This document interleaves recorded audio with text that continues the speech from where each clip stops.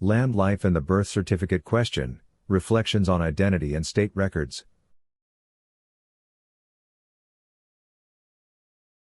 Hello and welcome back. I'm shifting focus toward land living because that's where we're finding joy and practical freedom. I'll note a couple of upcoming events briefly: a free online resilience masterclass with workshops on sleep, breathwork, and gentle therapies, and a regional conference in May covering alternative tech, finance, and food growing. Check local listings for details. Now to the main topic, the birth certificate and what it represents. Before the 1930s, many communities identified people informally through parish records, local knowledge, and family Bibles. In the 1930s, most countries introduced standardized certified copies of birth entries, creating a single government record for each person.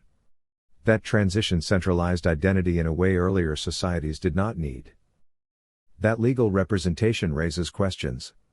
The certified copy is a state record and even states it is not proof of identity, yet it is routinely required for passports, bank accounts, and benefits. People wonder whether the name on the certificate is you or simply a legal label the state uses to organize citizens. An odd historical parallel is worth noting: when governments worldwide introduced synchronized, large-scale public policies in recent years, many people found the global uniformity surprising. Similarly, the near-simultaneous adoption of standardized birth records across nations invites questions about centralized record-keeping and its implications for privacy and civil life. If you choose to step away from the system, the consequences are practical and wide-ranging.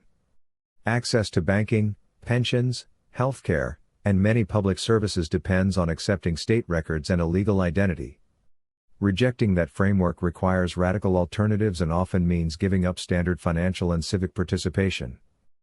Some practical considerations if you're exploring change: understand which documents institutions require, know how pensions and employer systems tie to legal identity, and plan alternatives for housing, finance, and community support.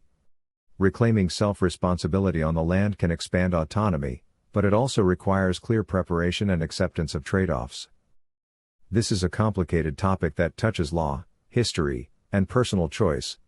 Do your research, watch contrasting sources, and consider how much institutional interaction you need versus the freedom you want.